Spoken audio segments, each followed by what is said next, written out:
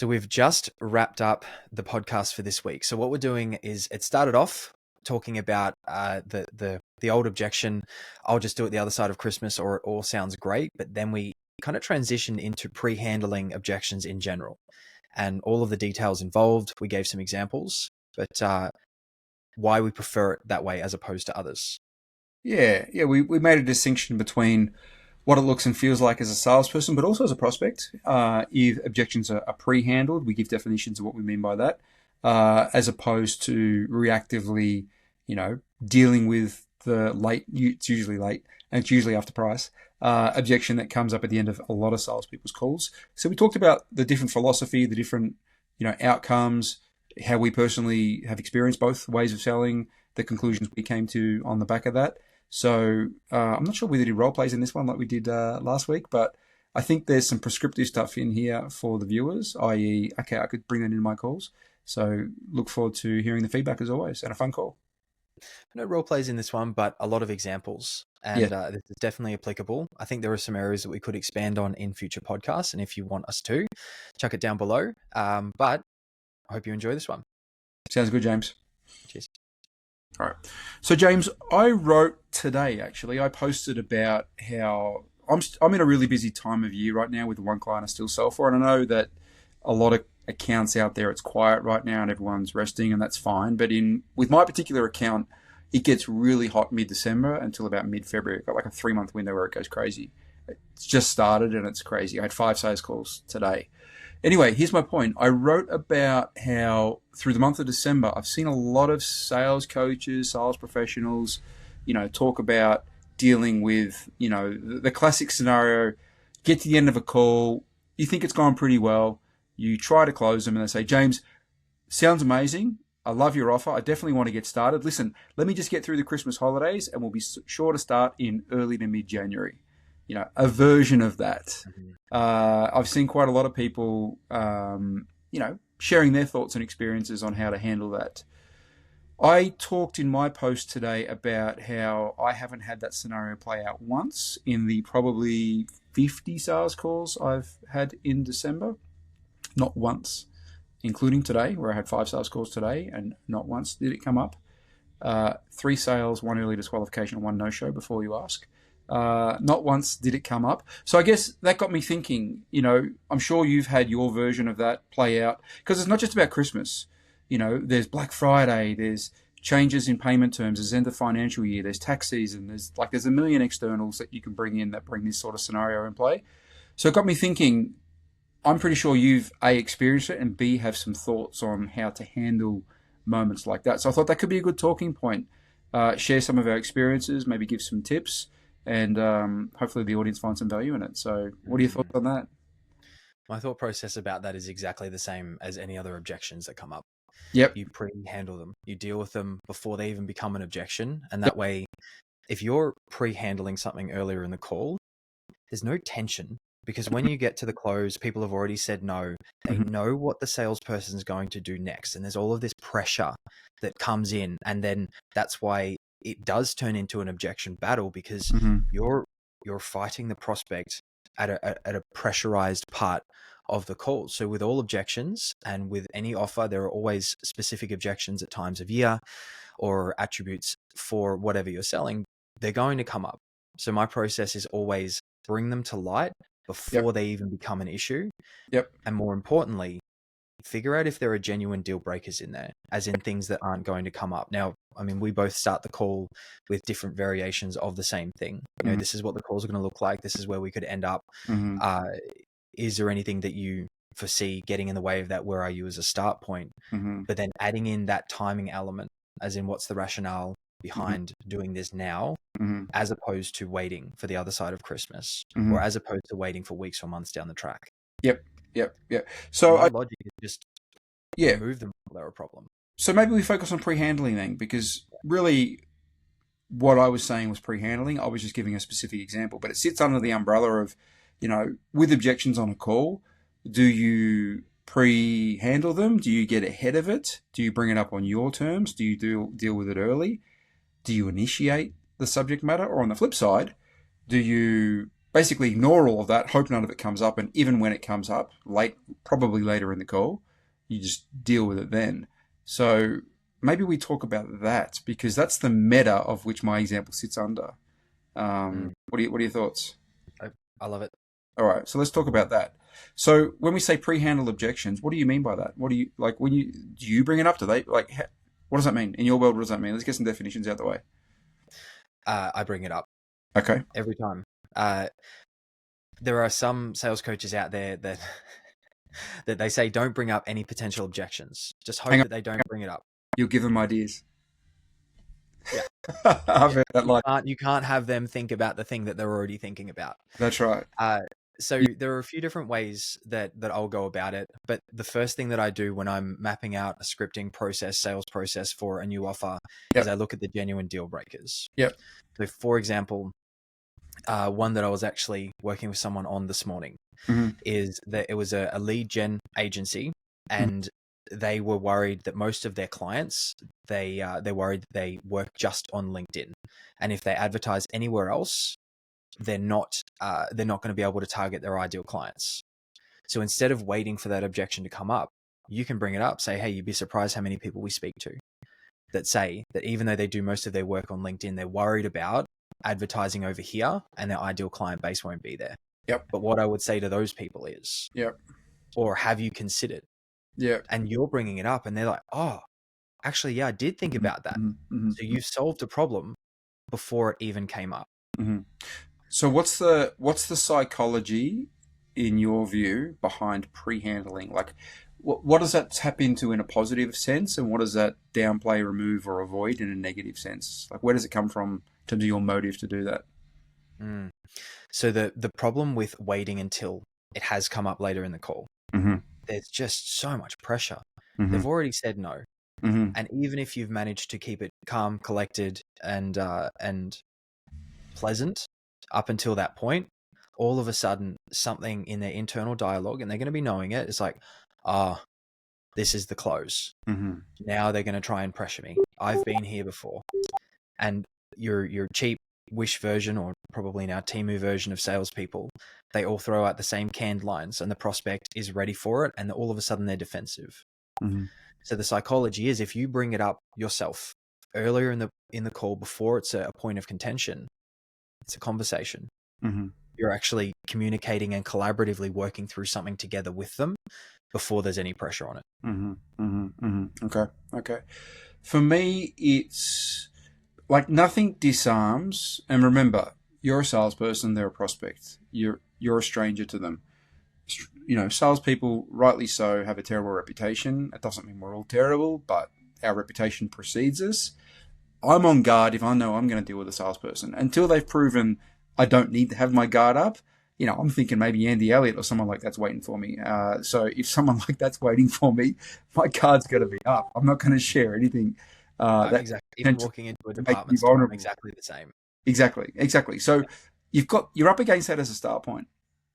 So, you know, by pre-handling, by initiating, you know, discussion points and sharing information about things that could potentially be a deal breaker, a couple of things happen. Firstly, you're zigging where others zag, and that is a pattern interrupt. What?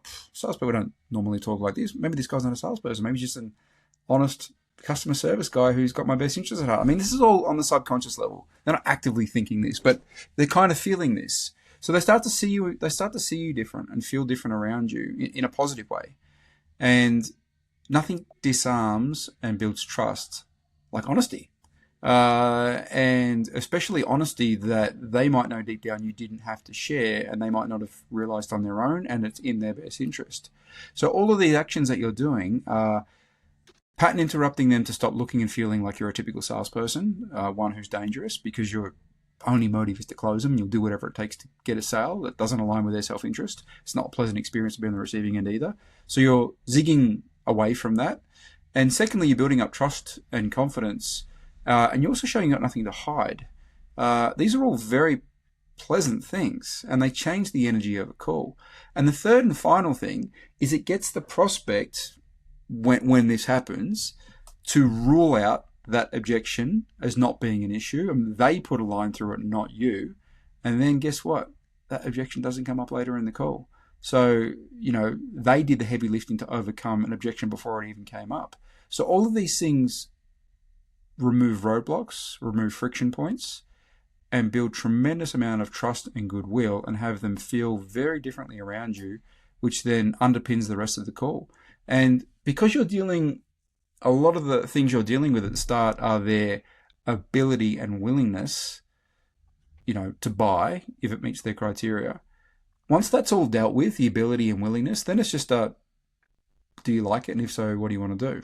Which is a very different conversation to, do you like it? Are you able to? Are you willing to? And what do you want to do?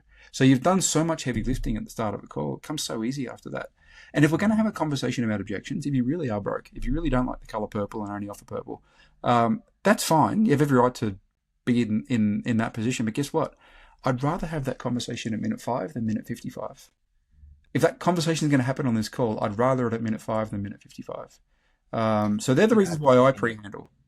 So you mentioned ability and willingness. So ability is the ability for them to make a purchase. Yes. If they did decide that they wanted to, as in Correct. They have the money. There's no one else that needs to be involved in this money. decision. Yeah, usually. Yeah, but you're right. It is more than money. It's financial capability. Forget about willingness, because they're two separate things. For example, if this can of mineral water is $1,000, I love mineral water. It's my favorite drink. So there's a willingness for me to buy this can of mineral water. But now that I've seen the price point is $1,000, I no longer have the willingness. So the willingness is gone. The willingness was conditional on it being a fair price. Now it's not a fair price. The willingness is gone. And ability, look, I do have $1,000 in my bank account, but nowhere exists where I'm spending it on a can of mineral water when they're $1 everywhere else. So you've got to get them on both. They've got to want it, and they've got to be willing and able to pay it. If you miss on any of those three things, the deal falls over. So we don't necessarily deal with the want it part, because until they've sort of know a bit more about us, it's hard for them to confirm that. Yeah, Michael, what if you haven't shown them enough value? We should do a dedicated call on that line. Yeah, that's probably the biggest. I think we should do a dedicated call on that. Anyway, so we're killing elephants in the room, and we're killing them early, and that's building trust and goodwill, and it's making the rest of the call much easier. And because we're not afraid of a conversation about friction, things that don't necessarily look or feel right from their point of view or don't align with where they want to go, that's okay. Let's just talk about it early, though, and then we'll see if we can overcome it and move forward. And if we can, call's alive. And if we can't, and we've tried every angle, they're disqualified. Where they're at and where they want to go doesn't align with what we do. Square peg. If I tie this back together with where we started at the call, so the ability and willingness is: are they able to make the purchasing decision? Are they able to pay the desired amount? Yep. Are they willing to actually do so, assuming everything ticks the boxes? But then bringing it back to the original thing, why do we do, as opposed to getting that line of, I'll do it the other side of Christmas. Their ability and their willingness to make a decision on this call today is uncovered at the start of the call as opposed to towards the end. Yeah. So that's where we're tying this together. Yeah. And you can potentially move them just because, if you ask them in the first couple of minutes, what timelines are in play when they find the right help, and they say, I wouldn't do anything till after Christmas, and it's mid-December, much like the reversing question last week, you can clarify and seek to understand their situation. And on the back of that, it may become clear that they can move the dates forward, and they're actually willing to, and it's in their best interest to, and they're having these realizations. So now that you've realized that, James, what would you like to do? Do you want to push it out another 3 or 4 weeks? Or if it all lines up, do you want to do it? What makes sense if it all comes together? Actually, when you put it like that, Michael, it probably makes sense to do it now. So you've just moved them. I mean, that was a very simplistic example, but just because their start point is X, it does not mean with the right handling, 3, 4, 5 minutes later, they're still in the same place. We move positions all the time. Why? Because new information comes to light, new thoughts, new feelings come to light, new realizations come to light. And once that happens, we've reset the table.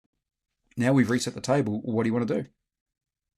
And people typically get onto calls with apprehensions or predetermined ideas, such as I can't do this until the other side of Christmas. And all you have to do is ask, are there any concrete factors at play that mean there's no way that you could do this before Christmas? And then they'll say, well, no, but I was just thinking, and then allow them to unpack, and then they're realizing that that predetermined thought that they had coming in is actually not valid. But And even they can, yeah, 100%. We're back to the same thing. Clarify. Like when you say you want to start after Christmas, what's going on there? Is it that you can't or believe you can't until after Christmas? Is it that you don't want to or don't believe you should? I mean, what's going on with those timelines?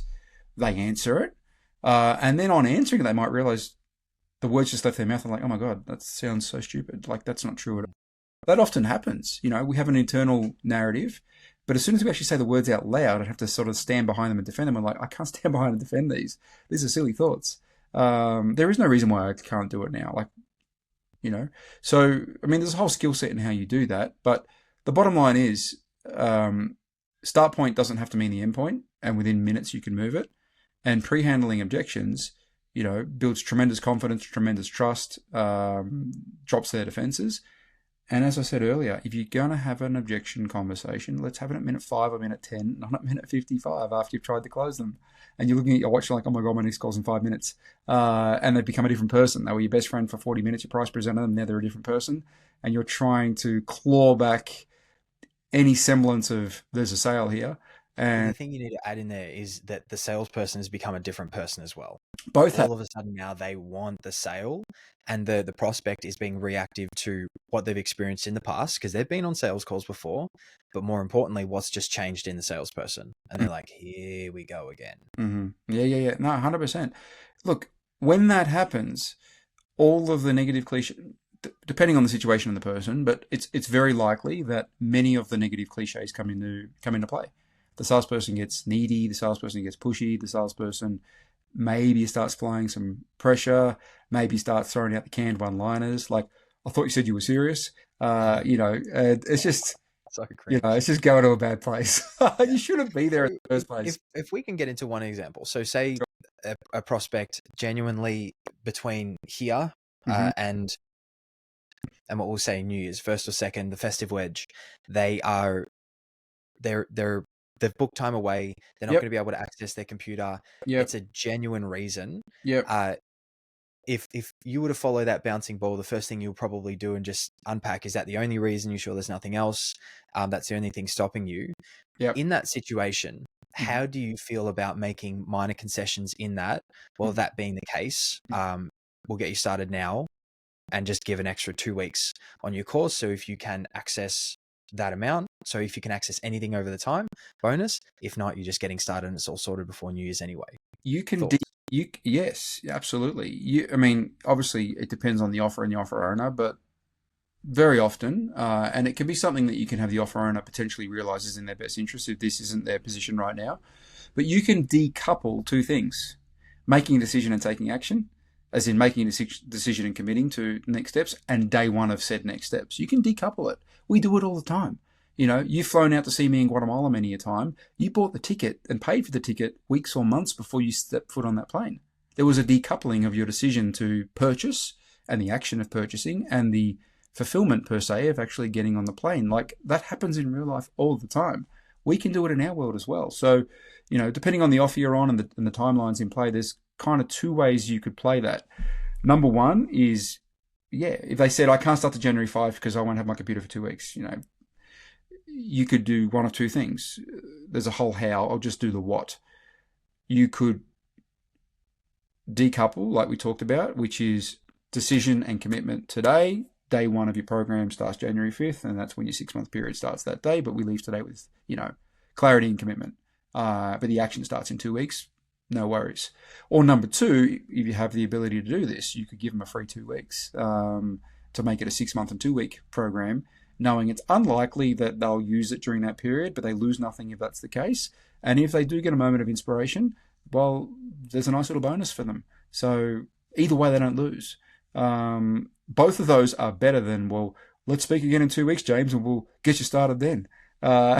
2 weeks come around and you've now left 4 messages on there and 3 SMSs and none of them have come back. I'd rather not that situation. Yeah. All of that does pivot, though, on clarifying that that's the real problem. Sure. It's got to be underpinned by, exactly. You don't start talking, you know, directionally, you want to make sure they're bought in and they're serious and they're committed and clear and they're good to go. Like, you got to tie all that down first before you get into the details conversation of, those scenarios. You don't go details first without it being underpinned. So the first thing I would do would be to clarify that you're 100% in, James, or is there still some doubt? We'd have that conversation. I need you to tell me, Michael, I'm 100% in. I need you to tell me a version of that. So I can ask you questions that will set that up. And then that creates a platform. Well, being that you're 100% in, James, just using your words, I got a couple of ways I think that we could make this work. I'm keen to hear your thoughts. Present option A and option B. Then you can do a which close. I don't normally like doing which closes, but this would be a scenario where you could then say, well, which of those two would work better for you, do you think? Because it's underpinned by the fact you said, I'm definitely in. If it wasn't underpinned, I wouldn't do a which close. But in that, you could do it. And then they might go, option A works good. Okay, great. You happy to do that then? Yes, absolutely. Great. Well, let's get you started on option A. That would be how I would think about that and how I would handle that. And I've done many versions of that, as I'm sure you have over the years. Yeah. The which close is it's one of the first ones that you learn. Yeah. But it's what people are most conditioned to, and it's the one that can probably bring you unstuck the most. Yeah, it's got to be underpinned. It's got to be underpinned by you having said, I'm definitely in. Well, being that you're definitely in, James, as you told me, just telling you back things you just told me, which of these two would work better for you, or do you have a better option? So you can add that third thing as well, which it's inviting collaboration. Because maybe then you say, well, I don't have a better option, so I guess we better pick one of those two. Well, only if one works for you, of course, James. Yeah, actually, no, A looks pretty good. And you're sure of that? Yes. Okay, let's get you on A then. So you feel very collaborative. It feels very collaborative and you were involved, not me shoehorning you in a corner and like pressuring you or giving you ultimatums that you didn't really agree to. It feels congruent with where we're going in this conversation. So witches are fine, in my view, but they got to be underpinned by commitment. And if we bring it back to the pre-handling topic in general, I think where people get confused is they think that an objection means conflict all the way along. And we did a podcast a couple of weeks ago about understanding the whole ecosystem and where you fit in it. So before you hop on a call, if there is a good landing page, a good VSL, there's going to be objection crushes or whatever the marketing world calls them, in which case, oh, you're probably wondering this, but this. And most people ask this, but this, and some people have said this and this. So they're all pre-handling all of these objections that are going to come up. You're just doing exactly the same thing, but live with them so that they can have the realizations and you can unpack it. So it's more like, oh, some people say this. So it's more like that than it is, well, did you buy a cup of coffee this morning? And did you call your wife for it? Yeah. Like those kind of ones, that's what people tie objections with, like aggressive and hitting, whereas it's more of like a subtle, just let's take this and remove it before it becomes a problem. Sure. And when you're pre-handling with the objections, with the examples you just gave a moment ago, what it does for the viewer or listener or reader or prospect on the other end of the call, it feels like you're one step ahead of them all the time in their thoughts. It's almost like you're reading their mind. You're answering questions before they even got there themselves or as they were formulating them, and it makes them think and feel, this guy James is used to dealing with people like me. In fact, he knows people. He's the industry expert that I need. That I think I found my guy, because he's answering questions before I had a chance to even ask them. And he's clearly dealt with people that have felt the way I felt too. So I think this is my guy. They sort of lead themselves to that conclusion. Now, when you ask questions that are really jarring and are like, where's this coming from? It gives the opposite. Like, does this guy even know who he's talking to? And has he dealt with people like me? Because these questions are like out there. So yeah, all these things make it more likely they'll want to interact with you and that you'll be able to connect with them on an honest level. And if a sale lives there, there's a really high chance it'll come out. Really high chance. So yeah, we're both on team pre-handle. I can't imagine doing it any other way. Well, we've done it the other way. So it's not like we haven't done it the other way. I've sold for over 20 years. The majority of my selling career, I played defense. I waited until they hope they didn't bring it up for starters. And when they did, I'm like, oh, another brokey or another this or another that. Here we go. But you're playing defense, and you've playing off. The last time that you did it I remember the last time that you did it on a call. I shared it with you. A lot of pressure. I shared it with you. Yep. I have a video of that call, and it was the awful feeling that comes after doing it. Yep. It was on I'll share the story. I won't give any details away. It's on the one and only account that I've been fired from, which was about 4 years ago now. And I had agreed with them to pre-handle objections and to do price upfront and all those things. Now, admittedly and fairly, I wasn't nearly as good then as I am now, and I wasn't doing a great job at times. So I don't actually attribute any blame to them with this. It was more just a learning experience. But the owner saw my calls. He's like, I can't have this approach on my calls. So he goes, I want you to do it this way. And I reluctantly said, okay. So I did it their way, which was, you know, Awful. Yep. And we did a 40-minute price objection at the end, and I overcame it, and she paid, and she cancelled the next day. I felt so hollow when I closed her, even though I closed her, which I don't use that language, but when you sell like that, you kind of do close people because it feels like it's against their will. And it ultimately was. She cancelled the next day. I recorded that call and I showed you that. And that was the last time that I sold that way. And I'll never sell that way again.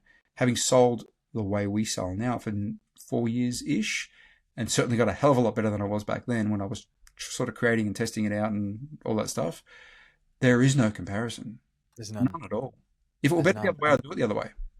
That hollow feeling as well. So I think when you first start in your sales career, there's something exciting about overcoming objections and getting a sale. You feel like a winner. And you feel like a winner. And then there's a point where it's just like, oh, that was not in everyone's best interest. But here's the thing. There should be two winners on a sales call. When you smack an objection, I would argue there's not two. I know the counter argument, their life's going to get better, bro, just, you showed leadership and you got it across the line. But come on, there's such a high percentage of these people that do chargebacks, that cancel, that do one payment out of the 12 out of shame and then disappear for the rest. They're not success stories. I just don't want to be around that energy. I don't want to create that energy. I don't want to have interactions like that when there's a different and, in my experience, better way. So that, in my opinion, and I hope I got my wording correct. So that's the difference between persuasion and manipulation. Mm-hmm. So persuasion is when you encourage someone to do something that is in their best interest, mm-hmm. whereas manipulation is when you push someone to do something that is in your best interest, but perhaps not theirs. Yeah. The only thing I'd say to that is with the first definition, persuasion, are you really qualified to know what's in their best interest? Well, you have to do a whole call on that. You can do a whole call on that. Yeah. I